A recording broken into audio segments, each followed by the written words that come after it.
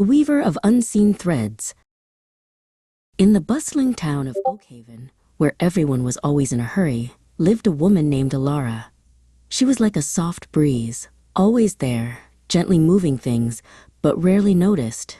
While others shouted or ran, Alara walked quietly, her hands always busy with small, secret tasks that made the day a little easier for everyone else.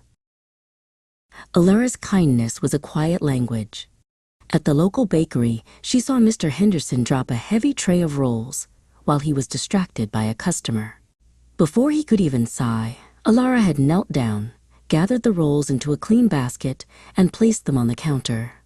Mr. Henderson simply nodded to the air, thinking he'd moved faster than usual. At the library, Ms. Gable was often overwhelmed by the towering stacks of returned books. Alara would spend her afternoons tucked away in the shadows of the tall oak shelves, silently alphabetizing the novels. When Ms. Gable found the shelves perfectly organized, she simply smiled and whispered a thank you to the quiet room, never seeing the woman slipping out the back door. Alara didn't just help people, she cared for the things that had no voices. She carried a small pouch of seeds for the hungry sparrows, and a thermos of warm milk for the stray cat that lived under the park bench. She mended the torn hem of the town square's flag and picked up the litter that danced in the gutters. From a window high above the square, a young boy named Arlo watched. Arlo was often lonely, spending his days observing the world below. He was the only one who saw the woman in the faded teal coat.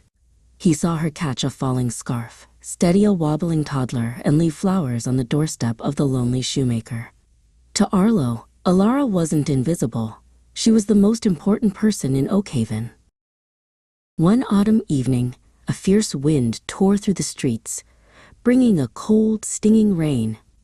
Alara was hurrying home when a sudden gust snatched her favorite scarf, a beautiful hand-knitted piece of bright sky-blue wool. It was the only thing she owned that wasn't faded. She reached for it, but the wind carried it high over the rooftops and into the dark. The next morning, the town felt different to Alara. She felt a chill she couldn't shake, and for the first time, her heart felt heavy. She walked to the park, but she didn't have her usual spark. However, someone was